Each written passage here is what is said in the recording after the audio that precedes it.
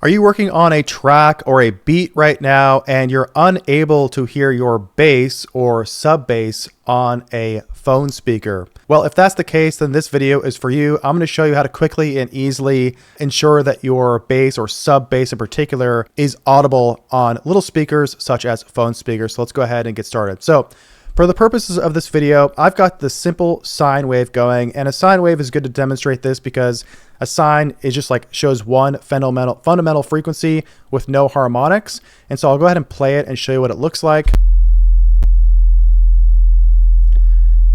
So you can see we're hitting about 43 hertz, and our goal is to add some harmonics so that we hit around 500 hertz. And so I did some research on this, and I think it might be more like somewhere between 300 and 500 hertz, but basically a frequency range for a typical smartphone starts at 500 hertz.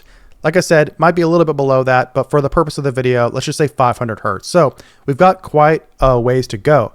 And so really the solution here is just to add some saturation to your bass. And in this case, I'm going to use Ableton Saturator. You can use pretty much any saturator that you want, as long as there are like different modes that you can choose. In this case, I'm going to start with analog clip because it adds harmonics in kind of a smooth and predictable way, but then I'll show you a couple other modes that won't actually affect the sine wave as much. So I'm gonna go ahead and play it, and then we're gonna increase the drive, and I'll show you what it does to this sine wave.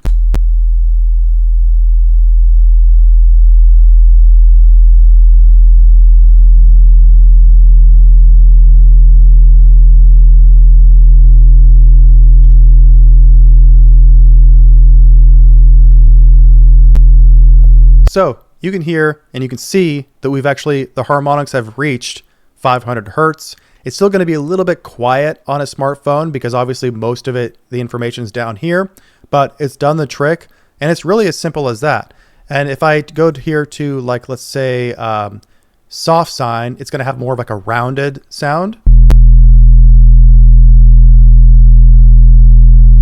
It's a bit more meaty.